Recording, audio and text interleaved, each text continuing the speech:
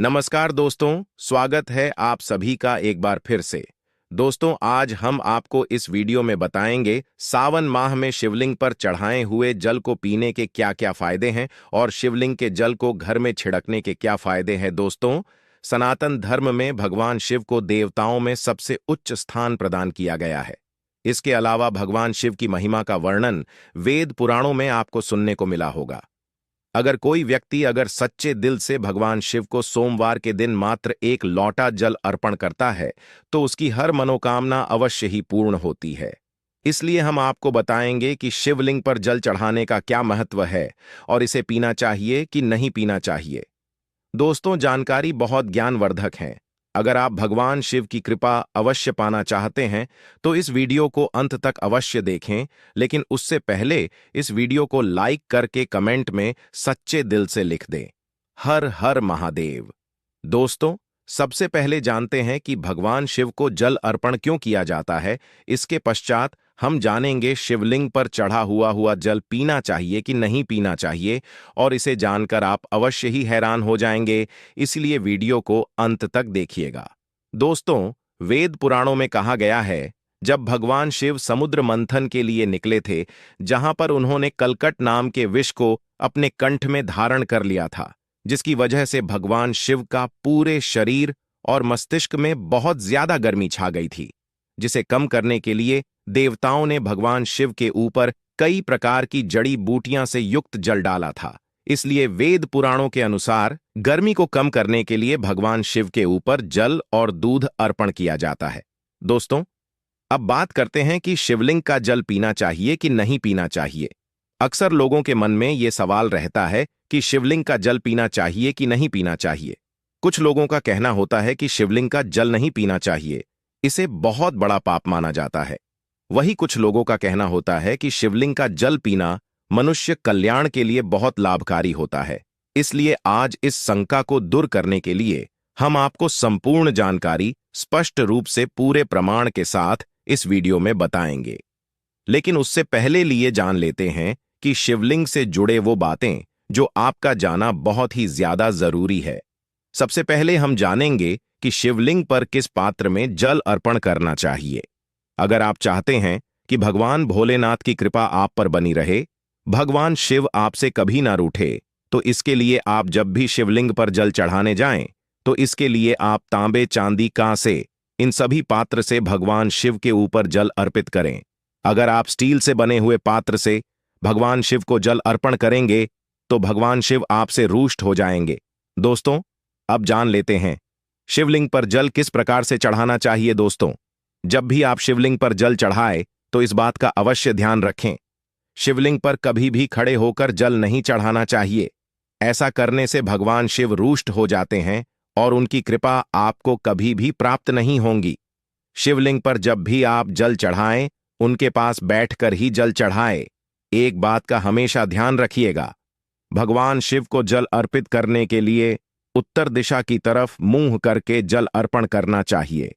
ये बहुत ज्यादा फलदायक और शुभ माना जाता है, क्योंकि उत्तर दिशा में शिव जी का बायां अंग होता है, जिसमें माता पार्वती जी निवास करती है। इसलिए इसी दिशा की तरफ मुख करके शिव जी को जल अर्पण करना चाहिए, जिससे भगवान शिव और माता पार्वती दोनों की हमें कृपा प्राप्त होती है। दोस्तों, आप में से बहुत से लोगों के मन में यह सवाल तो जरूर आता होगा कि आखिर शिवलिंग पर जल चढ़ाने से क्या फायदा होता है।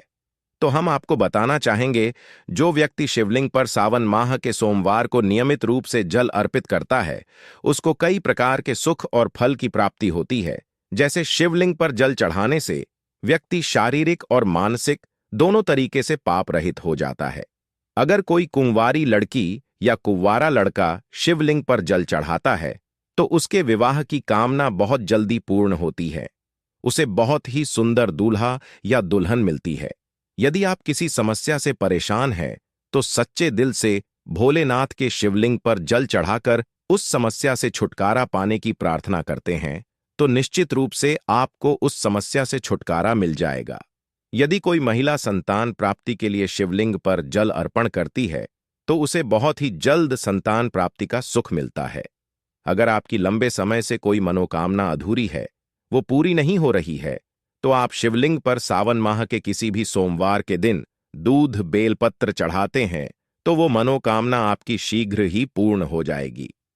दोस्तों, अब बात करते हैं शिवलिंग पर चढ़ाए हुए जल को पीने के क्या क्या फायदे हैं। दोस्तों, जब आप शिवलिंग पर जल अर्पित कर देते हैं तो वो जल कोई सामान्य जल नहीं रह जाता, बल्कि वह जल अमृत समान पवित्र जल हो जाता है। दोस्तों, एक बात का ध्यान जरूर रखिएगा।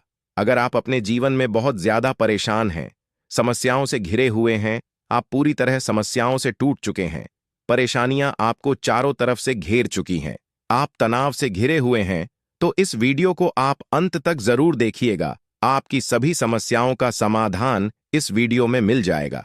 दोस्तों, यदि आप सावन माह में शिवलिंग पर चढ़े हुए जल को पीते हैं तो आप निरोगी रहते हैं। और एक खास बात, अगर आप लोग सावन माह में शिवलिंग पर दिल्ली जल नहीं चढ़ा पाते हैं तो किसी भी समय में जल चढ़ाए, कोई बात नहीं।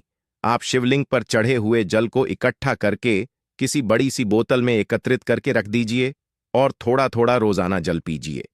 ऐसा करने से आपको आरोग्य की प्राप्ति होती है। यदि आप आंखों की समस्या से परेशान है, दिखाई कम देता है, तो सुबह उठते ही शिवलिंग के जल को दोनों आंखों पर छिड़कने से आंखों की समस्याएं दूर होती हैं। दोस्तों, शिवलिंग पर चढ़ा हुआ जल पीने से भाग्य बलवान होता है और आपका दुर्भाग्य आपसे कोसों दूर रहता है। अगर किसी भी प्रकार का आपके घर दोस्त लगा हुआ है जिसके कारण आपकी आध्यात्मिक उन्नति रुकी चुकी है, आप आगे ही नहीं बढ़ पा रहे, या फिर सफलता प्राप्त करने के लिए कोई कार्य करते हैं और उस कार्य में बार बार कोई समस्या आ रही है, ऐसा नवग्रह के कारण होता है और कुछ कृत्य पिछले जन्म के कारणों के होते हैं, तो ग्रह दोष एवं समस्त प्रकार की पीड़ाओं से बचने के लिए शिवलिंग पर चढ़े हुए जल को नित्य कीजिए। आपकी कैसी भी ग्रह नक्षत्र की पीड़ा जो आपको सता रही है वह जड़ से समाप्त हो जाएगी। दोस्तों, शिवलिंग पर चढ़ा हुआ जल पीने से शरीर का पुण्य कायाकल्प होता है, शरीर में नई ऊर्जा का संचार होता है।